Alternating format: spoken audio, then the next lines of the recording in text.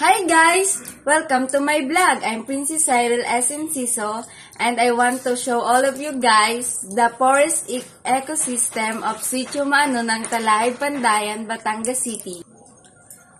Let's go guys! Ang nakikita nyo guys ay ang aming forest ecosystem. Meron siyang mga binubuo ito ng mga puno, animals, at saka spring. Ang nakikita nyo naman guys ay ang aming bukal. Isa ito sa pinapahalagahan namin dahil siya ay nagsusupply sa amin ng tubig.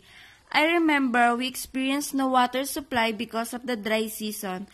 We don't have enough water to do laundry and washing dishes.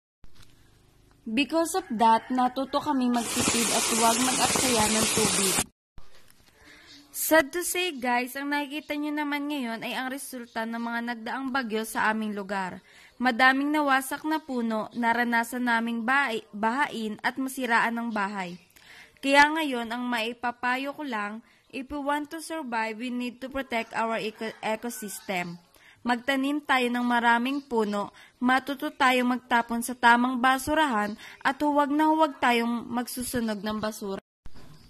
Kumbaga, ang nararanasan nating mga kalamidad ay resulta lamang ng ating maling mga ginagawa.